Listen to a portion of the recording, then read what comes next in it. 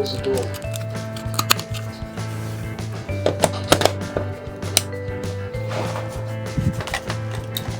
Good.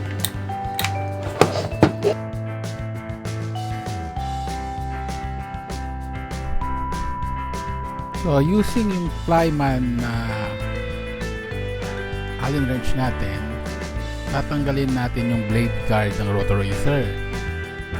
Apparently, yung rotoracer natin may kasama siyang mga Allen wrench, pero para lang sa pagtanggal ng blade at hindi blade guard.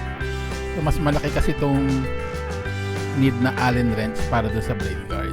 So yan, tinatanggal na natin siya. Then susunod na natin yung mga screws niya.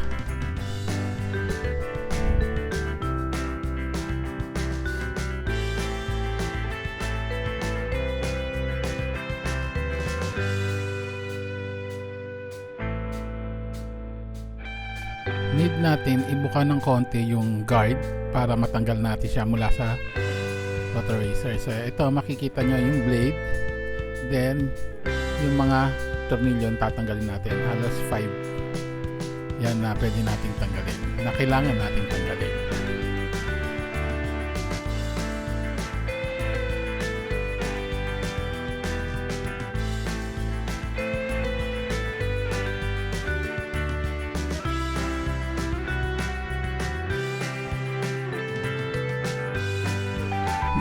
Dahil medyo mahirap paghiwalayin yung case, kailangan nating tanggalin yung blade for safety purposes. Baka kasi paghiwalay natin, matamaan tayo ng blade, masugatan tayo. So gamitin natin yung kasamang Allen wrench, yung isang pangbukas saka yung isang pang hold para tanggalin natin yung blade.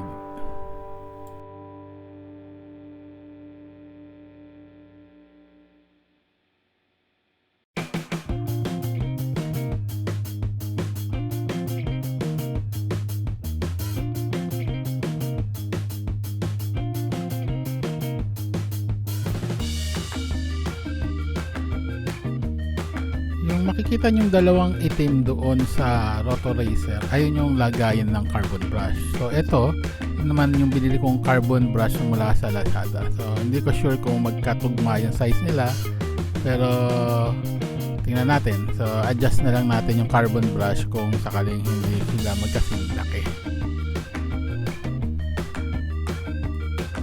Yung holder niya is composed of a case, spring, then carbon brush. So ito, pinapakita ko na hindi sila magkasing laki, mas malaki yung nabili ko. Then ang pinagkaiba, yung sa rotoracer mas maliit yung spring, so at natatanggal. So kailangan natin remedyohan. So pinutol ko yung spring nung binili ko sa Lazada. Then ang ikakabit ko yung spring is yung detachable na galing sa rotoracer. Yan, so kinabit ko siya, tapos ilalagay ko siya sa pinaka holder nya. Then sa ilalim niyan meron pa yung pinaka stopper. Pero bago mo ilagay yung stopper, kailangan ikabit mo muna siya sa wiring doon sa rotoracer. Then kami kakabit yung stopper. Pag nagawa mo lahat yon, saka mo siya mo ngayon ipapasok mo doon sa rotoracer. Ididiin mo siya doon sa kanyang position. Sa laki ng kamay ko, nahihirapan akong ikabit yung casing doon sa loob ng rotoracer. At saka napansin ko na hindi siya pumapasok kasi malaki yung carbon brush. So ngayon gagamitin natin ng pinagbabawal na technique, is-isin natin yung carbon brush para lumiit, para umiksakto doon sa rotoracer natin. So kakabit na natin sa casing, carbon brush, das ito yung wire niya na i-connect mo dapat. Hindi masyadong kita. Yan. Then yung pinaka stopper sa likod ng wire, then kakabit mo na siya doon sa loob. Yan yung kulay black is yung carbon. So dinidiin ko na sila sa loob. Yan, nagkasya na siya. So sunod nito, yung isang side naman ang gagawin natin. Same process din naman.